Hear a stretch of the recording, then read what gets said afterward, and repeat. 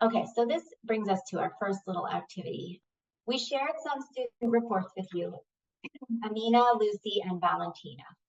These are very similar to the student reports you will be receiving when you are assigned, if you are assigned a tutoring student. In fact, these are real student reports from a few years ago, but with pseudonyms. They're not their real names, but they're very, very typical student profiles. And you very well might have a student who has a very similar kind of situation in their lives. So what we're going to do now is we're going to go into 3 different breakout rooms. And first, I want everyone in every room to think about this question. You all have been language students at some point in your lives, I assume. You have studied a world language, French, English, Chinese. At least you've been a student, but I think you've all been a language student either in the past or you're a language student currently. So I want you to think about your experience learning a language and compare it to these students' experience learning a language. Thinking about things like, what are their lives like? What are their goals like? And how are those different from your lives and goals when you were language students? And then each group is also going to be assigned one of the particular students, either Amina, Lucy, or Valentina. And then I want you to think about that person in particular. And if you were assigned to tutor her, what more would you want to know about her to prepare for that role? So you have a lot of information in the student report, but not everything. What more would you want to know about her before teaching her? And then, so this breakout room is going to be about 7 minutes to discuss the 2 questions, and then we'll come back all together, and I would like to hear some of your thoughts. Share them with the other groups, especially about your particular student. This is our room. Okay, so let's start with the first question. So thinking about when you were a language student at some point in your life, what your life was like, what your goals were like compared to these students. Kathleen? I would say that whenever I've been a language student, it's much more been for like not out of necessity, just out of, you know, my own personal interest. So that's very different than needing to learn the language to, you know, to navigate a world that you haven't necessarily planned for. So yeah, exactly. Very, very important difference. Anyone else? Yeah, Lisa? I think added to that, I certainly wasn't immersed in the language all around me. So I had an escape. I could just do it for that hour or whatever a day, and then didn't have to think about it if I didn't want to. So that's a good point. So in a way, we as language students probably had an advantage in the sense that we could escape, as you said. Another way of looking at it is what an incredible advantage our students have, because Absolutely. They can practice every day with all kinds of people in all kinds of situations. So yeah, it's 2 sides to that. Other comments? How are their lives different? How are their goals different? Kathleen already mentioned some of them. I mean, okay, go ahead, Lisa, please. Well, I certainly, the goal is, at least when I was doing it, was completely different. I just, you know, wanted to learn a language for fun. You know, their goal is to learn a language to live or to learn a language so that they can pursue their studies. I certainly didn't have to learn a language to continue my studies. So in general, it's probably higher stakes for these students than it was for us. What about grades? Did you think about that? Like some of us probably took, you know, a language, not me, to be honest. I love studying languages, but I know like my kids are studying languages because they have to graduate, and they're mostly motivated by trying to get a good grade. You know, the actual communication goal is not there, unfortunately, as much for them. And our students couldn't care less about grades in general, right? They need this so they can, as you said, get jobs, go to higher ed, help their children, etc. Gotcha. Okay, why don't we move on to the next question? So we are talking about Lucy, who is the law student, as you recall, I believe from China. She's a Penn State law student. We learned a lot about her. Is there anything more you would want to know about her? So you read the student report, you haven't met her yet. When you meet her, what might you want to know? What might you want to ask her to inform your decisions as a tutor? Lisa? There was a little bit about interests, hobbies, and activities, but I would want to know a little bit more about that, just to have topics of conversation or ways to direct readings if there were readings or whatever. Yeah, great idea. I think she said in the interview, I don't have time for hobbies, but that doesn't mean she doesn't have interests. And getting to know your students' interests, yeah, is an important thing to do to build a relationship. And like you said, maybe choose readings and things. One of the things I would want to ask is whether she has anyone in the program she can study with. She said she's having trouble understanding natural discussion. So she can understand her professor's lectures, but she's having trouble with more spontaneous discussion about the topics. And I would ask her, does she have anyone, you know, a strong English speaker in her class who she could study with? Because then I might give her some ideas about how to work with that other peer. Any other thoughts?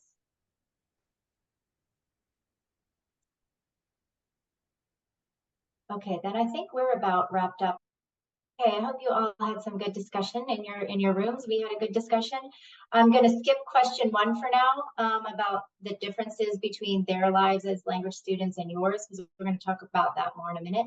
But I would like to hear from each group about if you had any thoughts about what more would you want to know about your student beyond what's in the student report.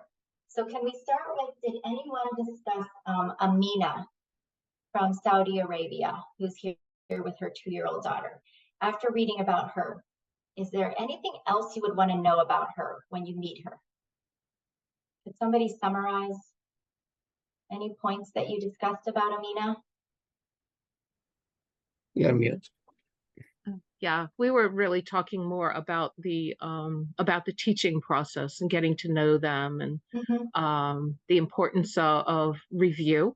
That Hadi said that, saying something 3 times to make sure that it will settle in. Thank you.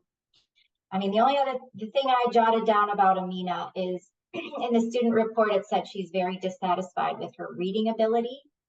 I would want to know what is she interested in reading? Does she want to be able to read stories like literature, adult literature, be able to read to her daughter? Is it more about reading signs, reading menus, reading forms? That's one thing I would want to discuss with her. Also, she said she studied at a community center in Boston. I would want to know, how much did she study there? What was that instruction like? What did she think about that instruction? How did she benefit? How did she not benefit that she wants to, work on now?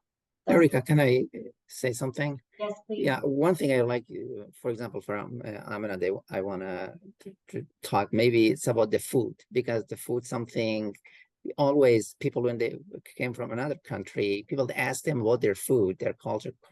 Part of culture is the food, and they like that, especially someone like Amina, maybe they like to talk about the food with people. Yeah, I wanted this, and I want to use that interest in teaching and tell them, yeah, you can communicate that part of your culture with people. I help them to make a better communication. I think that's what I'm thinking.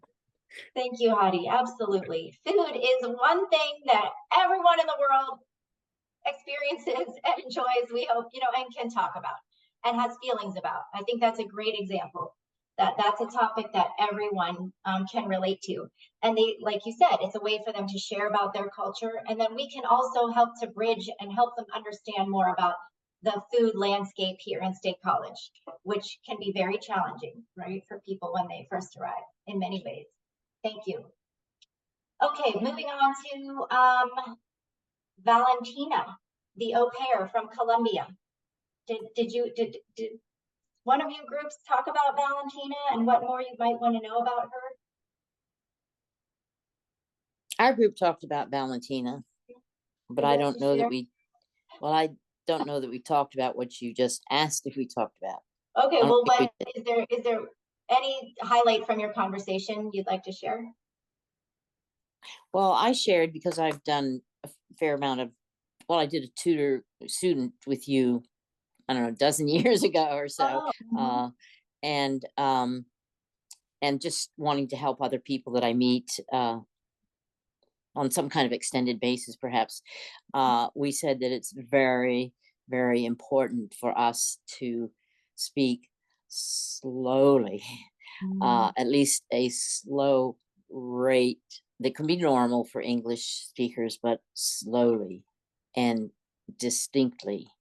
And I like to, if they're repeating that sentence or speaking other sentences, well, of course, we're supposed to correct their pronunciation, but just slowly. You have to be Mhm. aware. You Mhm. have to be aware you can't go at this normal speech like I'm speaking and get your student to learn if they're been given us to teach. I mean, a lower level, if that's what it is, or any level. Thank you very much. Absolutely a good tip for everyone, at least to start off a little more slow and clear, and depending on your student's level. Now, eventually, we want to scaffold their learning so eventually they can feel comfortable understanding people, speaking in a more natural way and a more natural pace, right? So because not everyone is going to speak to them like this all the time. But certainly to start, to build their confidence, to make sure they understand what you're saying, it's very appropriate to modify your speech to be more comprehensible. Okay, just what I would want to know about Valentina. She said she studied English for years in Colombia and didn't learn anything. I would want to know more about that. Why did she feel she didn't learn? Also, one of her main goals is to meet people, make friends. I would want to ask her, does she have any friends here yet? And then maybe brainstorm with her about good ways in this particular local community to meet friends, good, safe ways to go out and meet other English speakers who would love to meet her as well. All right, so let's now go back to presentation, and I'm going to kind of summarize some points about working with adult language learners, which I bet you talked about in your groups, but let's just kind of put it in a nice package with a bow here. So understanding adult English language learners and how they may be different from you. Why do adults enroll in English language programs? As our group talked about this. It's not just because it's a graduation requirement or to get good grades, or usually it's not only because they just like learning languages. It's fun. Most of them need it to function in their everyday lives. And that's very important difference between some of us when we study languages. They also want to connect with others and develop friendships. Often, many of them want to get a job or pursue a better employment. And I just wanted to share this with you. I was looking at our new registration for this semester, and we asked students what their goals are, and we have a list of about 12 possibilities. One of the questions is, in the next 5 years, what are your goals? The number one answer was get a job or get a better job. Okay, that's what they want to do in the next 5 years. And then another question is, what are your main goals for this semester?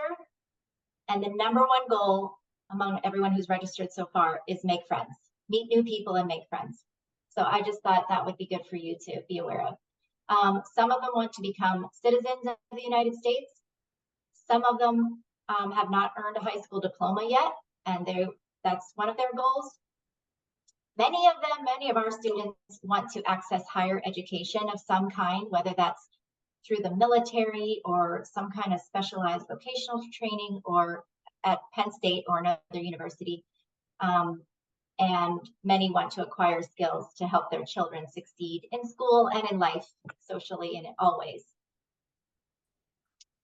What are some of the challenges our learners face? In general, they have complicated lives. And I know compared to when I was studying Spanish in high school, they have a lot more responsibilities, a lot more things pressing on them in their lives, and less time. Some of them, don't have childcare, so they're juggling childcare along with learning English and everything else.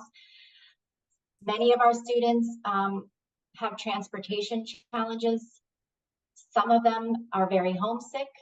Some of them really don't know anybody here yet, and so they don't have a lot of social support, and Mid-State Literacy Council is their main source of social support for many of our students for a period of time. Some of them have anxiety about their immigration status. Most of them, I would say, have, especially new students, they just don't know about the local area. They don't know how, where things are, how to get access to things. So that's a way we can really help them, just getting to know about our local area.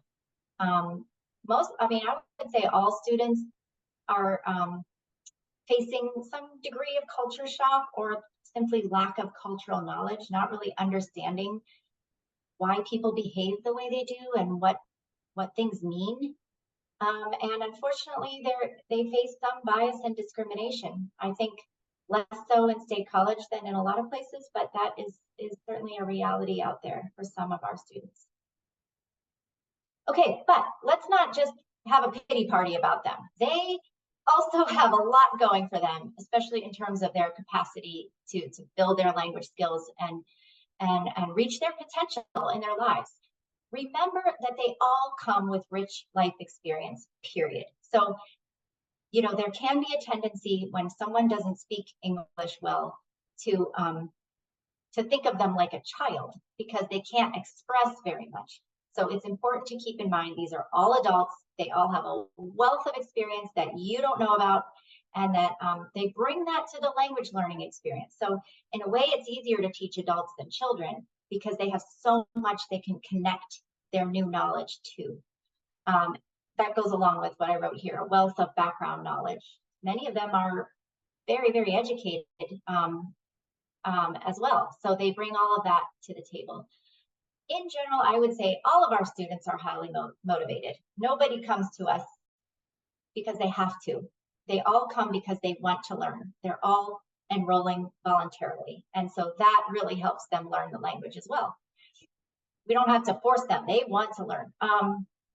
Many of them have very strong languages or strong literacy skills in their first and in additional languages. And the more languages you learn, the easier it is to learn because you start to see patterns. So be aware of that you can build on their knowledge of their first and other languages. Some of them also, I want to say, as I said on the previous slide, some people here don't know anybody and they're struggling, feeling very lonely. Many others have very strong support networks within their language and cultural groups here in State College. And some of them, I would say, have more support than Americans, way more social support than Americans living here in State College. Students, for example, have Chinese student groups. The Muslim community is very strong here, for example. The Ukrainian community here, they get together and they support each other. So that's something to be aware of too. And that will all help them be more successful working with you.